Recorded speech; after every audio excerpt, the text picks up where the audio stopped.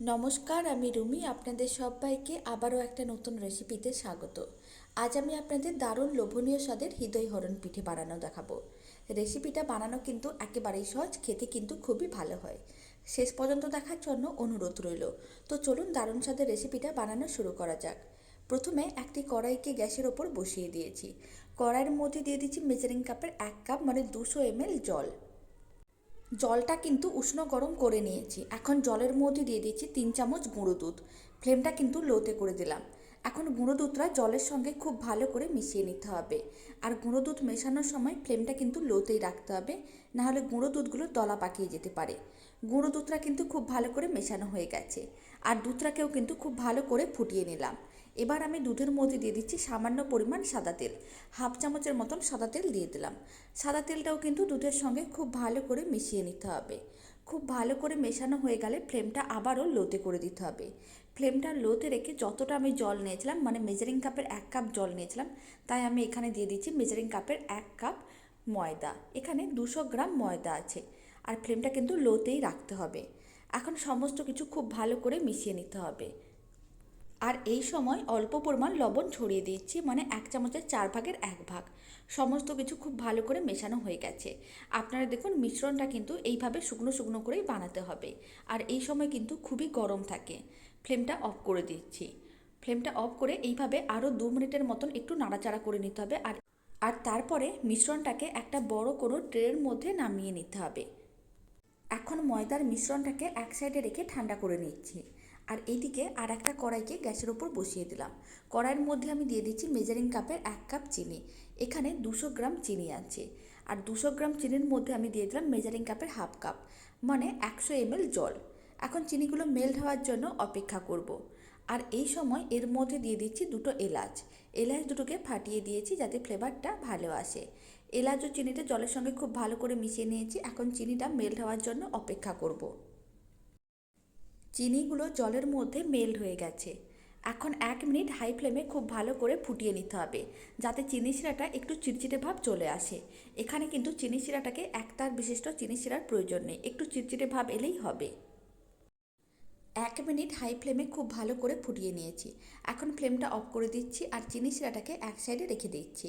আর ময়দার যে মিশ্রণটা রেডি করে রেখেছিলাম, এখন সেই ময়দার মিশ্রণটাকে হালকা গরম আছে এই অবস্থাতে খুব ভালো করে মেখে একটা ডোয়ের মতন বানিয়ে নিতে হবে। ময়দার ডোটাকে হালকা গরম অবস্থাতে খুব ভালো করে মেখে ডোটা রেডি করে নিয়েছি।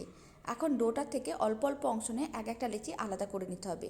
আর লেচিগুলোকে খুব বেশি বড় করার দরকার নেই, মিডিয়াম সাইজের লেচিগুলো করে নিতে হবে। এখন এক একটা লেচি নিয়ে এইভাবে গোল বলের মতন করে বানিয়ে প্রেস করে চ্যাপটা করে নিতে হবে। আর সমস্ত লেচিগুলোকে একইভাবে রেডি করে নিচ্ছি। প্রথমে এইভাবে গোল বলের মতন করে বানিয়ে তারপরে প্রেস করে চ্যাপটা করে এক সাইডে রেখে দিচ্ছি। এবার একটা লেচি নিয়ে নিয়েছি আর অল্প পরিমাণ ময়দা ছড়িয়ে দিলাম। লেচিটা খুব ভালো করে ময়দায় কোট করে নেওয়ার পরে এইভাবে পাতলা রুটির মতন করে বেলে নিতে হবে। যতটা সম্ভব পাতলা করেই বেলে নিতে হবে। এইভাবে পাতলা রুটির মতন করে বেলে নিয়েছি। তারপরে অল্প পরিমাণ জল নিয়ে এইভাবে জলটা ছিটিয়ে দেবো। খুব ভালো করে চারিদিকে কিন্তু অল্প অল্প জল ছিটিয়ে দিতে হবে। অল্প অল্প জল এইভাবে ছিটিয়ে দেওয়ার পরে তারপরে কিন্তু এইভাবে ফোল্ড করে নিতে হবে। আর যখন রুটিটাকে ফোল্ড করা হবে তখন একবার এদিকে ফোল্ড হবে, একবার ওই দিকে ফোল্ড হবে। এরকম করে সমস্ত লেচিগুলোকে রুটির মতন করে বেলে ফোল্ড করে নিতে হবে। আর জল দেওয়ার কারণে খুব ভালো করে কিন্তু আটকে যাবে। আর পিঠেগুলো ভাজার সময় কিন্তু খুলে যাবে না। আপনারা দেখুন সমস্তগুলো কিন্তু খুব ভালো করে এইভাবে আটকে নিয়েছি। এবার পিঠেটির দুটো সাইড এইভাবে একটু জুড়িয়ে নিতে হবে। এক জায়গায় এইভাবে একটু সরু করে খুব ভালো করে জুড়িয়ে নিতে হবে যাতে খুলে না যায়। আর পিঠেটার দুটো মুখ খুব ভালো করে আটকে নিয়েছি। এখন মাঝখানের অংশটাকে একটু প্রেস করে দিতে হবে। এতে হৃদয়হরণ পিঠেটা খুব ভালো একটা শেপ চলে আসবে আর পিঠেগুলো দেখতেও কিন্তু বেশ ভালো লাগবে। সমস্ত পিঠেগুলো একইভাবে রেডি করে নিয়েছি। এখন পিঠেগুলোকে ভেজে নিতে হবে। তার জন্য ফ্রাইং প্যানে কিছুটা পরিমাণ তেল নিয়ে নিয়েছি। আর তেলটা কিন্তু মিডিয়াম ফ্লেমে গরম করে নিয়েছিলাম। এখন সমস্ত পিঠেগুলো তেলের মধ্যে দিয়ে দিতে হবে। আর উল্টে পাল্টে পিঠেগুলোকে লাল লাল করে ভেজে নিতে হবে। এখন আমি আপনাদের 1 মিনিট পরে দেখাচ্ছি। 1 মিনিট অন্তর পিঠেগুলোকে এইভাবে উল্টে পাল্টে লাল লাল করে ভেজে নিতে হবে।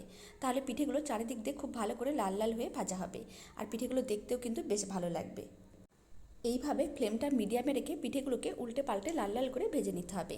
আর এই পিঠেগুলো দেখতে যতটা সুন্দর হয়, খেতে কিন্তু তার থেকে অনেক বেশি ভালো হয়। বাড়িতে এই পিঠের রেসিপিটা একবার বানিয়ে দেখতে পারেন, আশা করি খুবই ভালো লাগবে। পিঠেগুলোকে কিন্তু উল্টে পাল্টে লাল লাল করে ভেজে নিয়েছি। আর পিঠেগুলোকে ভাজতে প্রায় 5 থেকে 6 মিনিটের মতন সময়ের প্রয়োজন পড়েছে। এখন পিঠেগুলোকে তুলে একটা প্লেটের মধ্যে রেখে দিচ্ছি। আর যে চিনি শিরাটা আগে থেকে রেডি করে রেখেছিলাম, সেই চিনি শিরার মধ্যে পিঠেগুলোকে দিয়ে দিচ্ছি। এই সময় ফ্লেমটা কিন্তু অন করে দিতে হবে, যেহেতু চিনি শিরাটা একেবারেই ঠান্ডা হয়ে গেছে। এখন চিনি শিরার মধ্যে পিঠেগুলোকে দিয়ে দিলাম। এখন ফ্লেমটা মিডিয়ামে রেখে পিঠেগুলোকে 3 থেকে 4 মিনিটের মতন চিনি শিরার মধ্যে রান্না করে নিতে হবে। তাহলে পিঠেগুলো কিন্তু বেশ নরম তুলতুলে হয়ে যাবে। আর আপনারা যদি এই সময় পিঠেগুলো মুচমুচে পছন্দ করেন, তাহলে কিন্তু চিনি শিরার মধ্যে 1 মিনিটের মতন রেখে তারপরে তুলে নিতে হবে। তাহলে পিঠেগুলো কিন্তু বেশ মুচমুচে থাকবে। আর একটু নরম পিঠে পছন্দ হলে চিনি শিরাটাকে একটু গরম করে নিতে হবে আর 4-5 মিনিটের মতন রান্না করে নিতে হবে। পিঠেগুলোকে 4-5 মিনিটের মতন চিনি শিরায় রান্না করে নিয়েছি। এখন কিন্তু ফ্লেমটা অফ করে দিতে হবে। আর কড়াইয়ের ঢাকনাটা বন্ধ করে এইভাবে আরও 5 মিনিটের মতন চিনি শিরার মধ্যে রেখে দিচ্ছি, যাতে পিঠেগুলো আরও নরম তুলতুলে হয়ে যায়। 5 মিনিট পরে আমি আপনাদের পিঠেগুলো সার্ভ করে দেখিয়ে দিচ্ছি পিঠেগুলো কতটা নরম তুলতুলে আর রসালো হয়েছে। পিঠেগুলোকে এখন একটা প্লেটের মধ্যে সার্ভ করে নিয়েছি। আর পিঠেগুলো কিন্তু এখন ঠান্ডা হয়ে গেছে। এখন আমি আপনাদের পিঠেটা কেটেও দেখিয়ে দেবো কতটা নরম তুলতুলে আর রসালো হয়েছে। হৃদয়হরণ পিঠের রেসিপিটা ভালো লাগলে আপনারা যদি ফেসবুক থেকে দেখেন, তাহলে প্লিজ পেজটিকে ফলো করে নেবেন। আর ইউটিউব থেকে দেখলে চ্যানেলটি সাবস্ক্রাইব করে নেওয়ার অনুরোধ রইল। পাশে থাকা বেল আইকনটি প্রেস করে নেবেন নতুন রেসিপির আপডেট সবার আগে পাওয়ার জন্য। আপনারা দেখুন পিঠেগুলো কতটা নরম তুলতুলে রসালো হয়েছে। আর এই পিঠেগুলো বাড়িতে বানালে কমেন্ট বক্সে জানাতে একেবারেই ভুলবেন না খেয়ে আপনাদের কেমন লাগলো। আপনারা দেখুন পিঠেটা কিন্তু বেশ নরম তুলতুলে আর রসালো হয়েছে। রেসিপিটা শেষ পর্যন্ত দেখার জন্য আপনাদের অসংখ্য ধন্যবাদ। তো চলুন, ভিডিওটা আমি এখানেই শেষ করছি। আপনারা সবাই ভালো থাকবেন, সুস্থ থাকবেন। আপনাদের সঙ্গে আবার নতুন রেসিপি নিয়ে দেখা হচ্ছে।